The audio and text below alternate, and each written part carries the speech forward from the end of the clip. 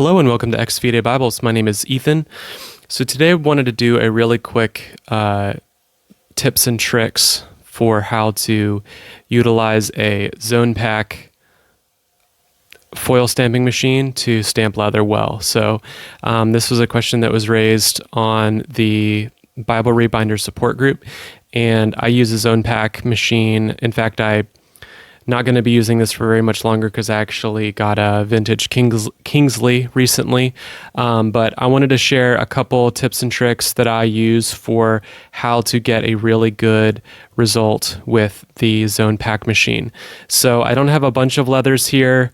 I haven't mastered every leather with this machine specifically, but I have found that I can get a very consistent result on Badalassi Carlo Waxy and Badalassi Carlo Minerva Box. So I wanted to give some tricks on how I am able to do that. So a couple of things to start. First and foremost, obviously my angles are going to be kind of weird in this video because I am trying to stamp and explain at the same time. So bear with me here on that.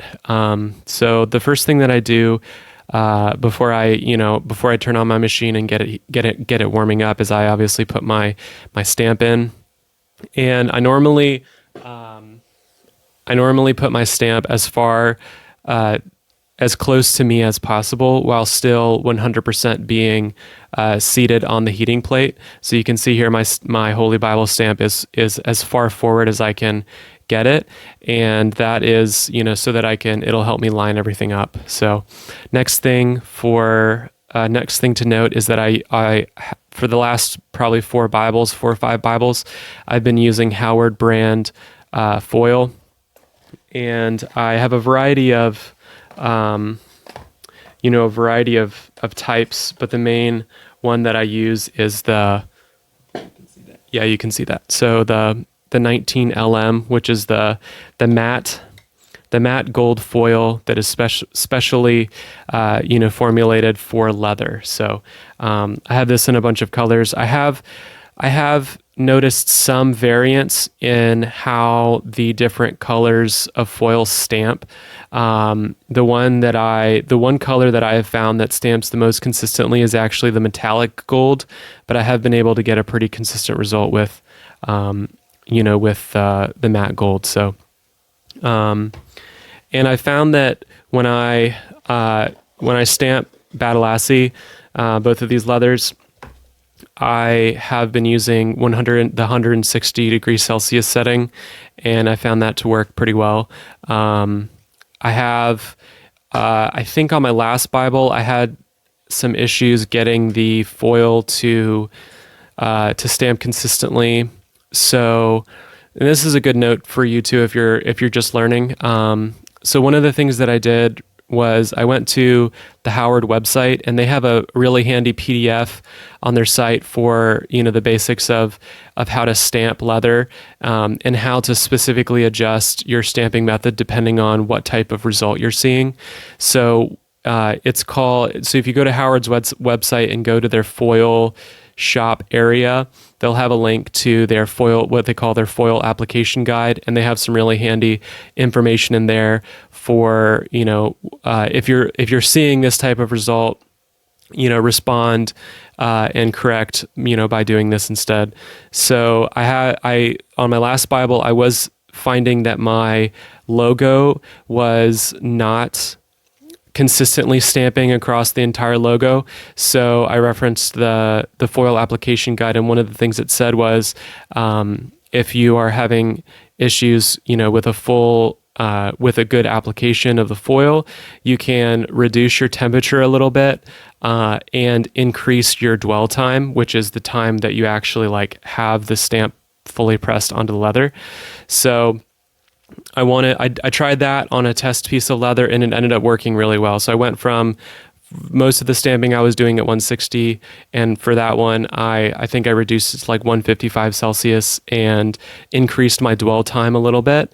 And as in I kept it depressed maybe half a second longer than I was normally used to doing it, and that worked well for me. I think it had something to do with my Holy Bible stamps and my translation stamps are really low surface area, but comparatively, my logo stamp is really large in comparison as far as surface area goes. So I think I needed that extra pressure and that extra contact of the heated stamp onto the foil to get it to adhere consistently.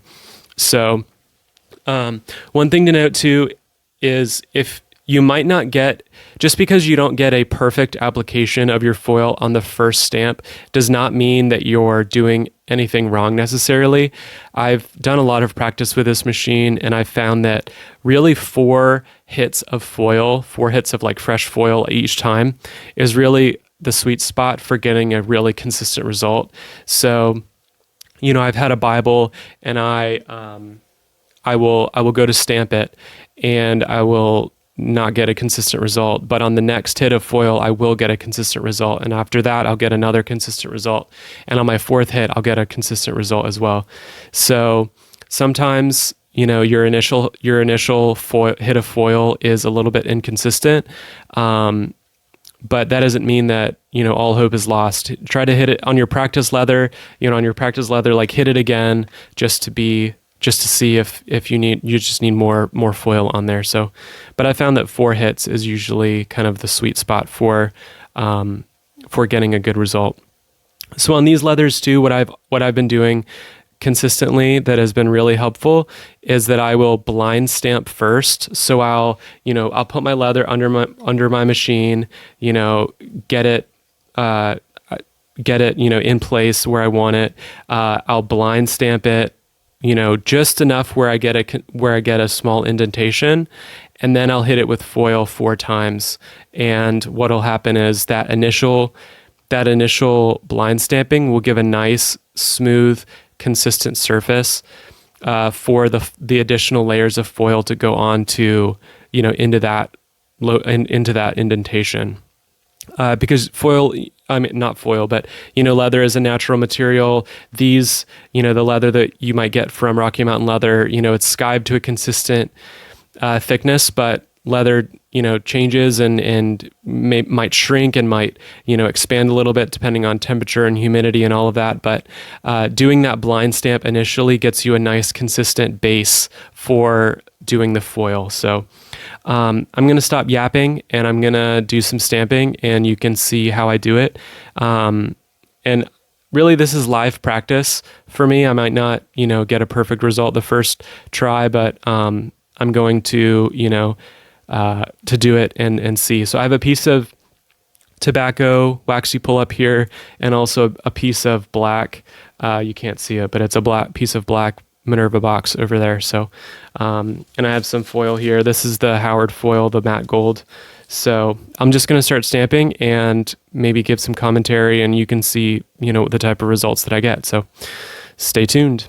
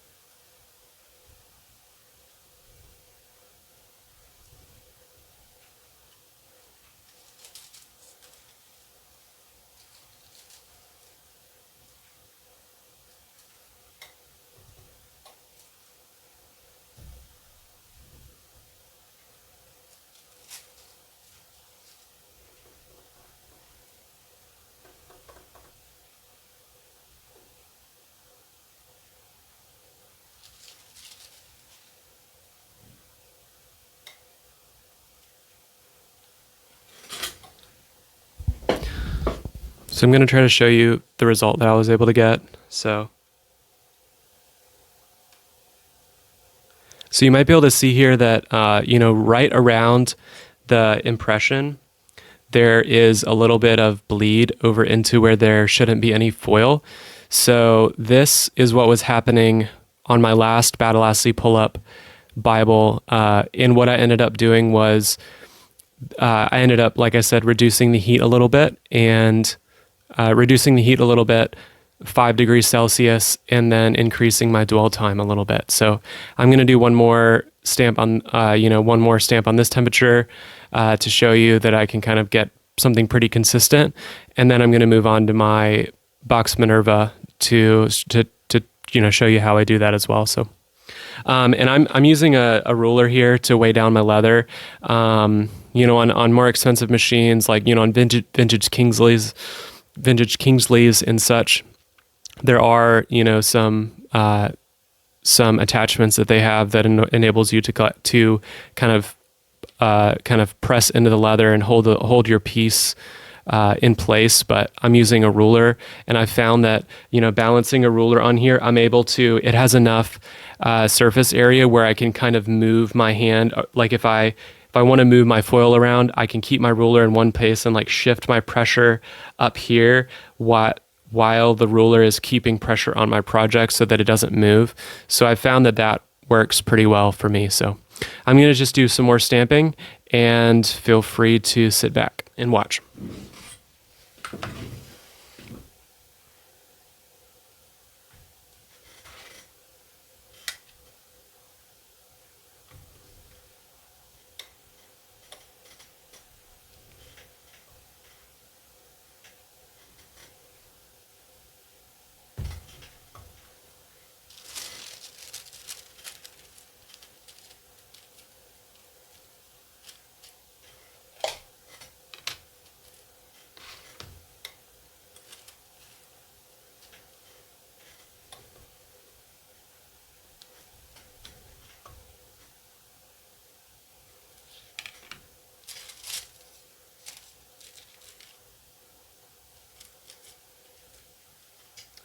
So I don't know if you could see that, but on my first hit of foil just now, I didn't get a great consistent layer of foil, but I think that if with subsequent hits, I'll be able to get a consistent, foil application over top of it. So.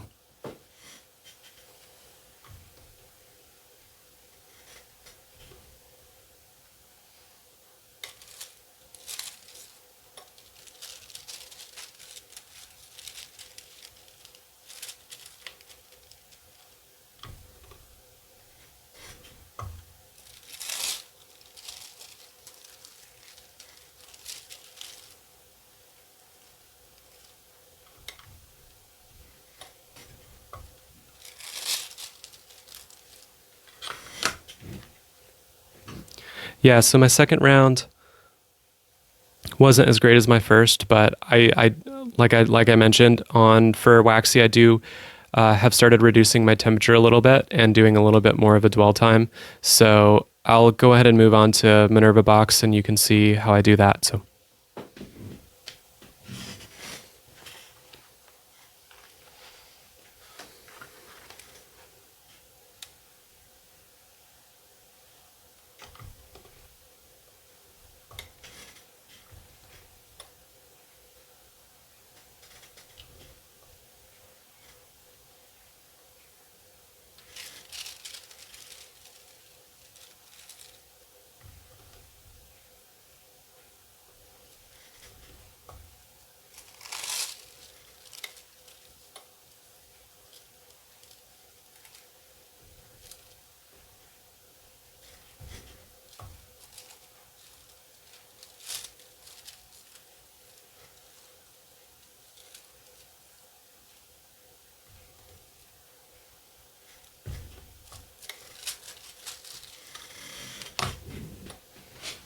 So I was able to get a really good result just now with Minerva Box, and I found that Minerva Box generally stamps more consistently than waxy pull-up, in my opinion.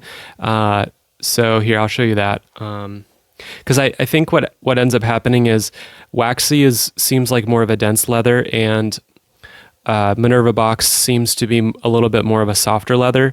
So when you go to stamp, if you were to use the same pressure, same kind of formula and all of that, you'll get a cleaner result on Minerva Box just because it is softer. And when you apply that pressure, it gives you a really smooth foil application surface. So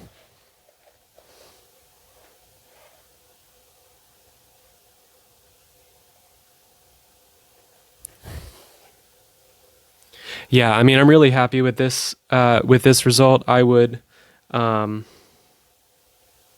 if that was on a project that I'm actually working on, I'd be really happy with how that looks. There's consistent application in where the stamp should be, and there's really no bleed at all, or any foil bleeding or anything like that.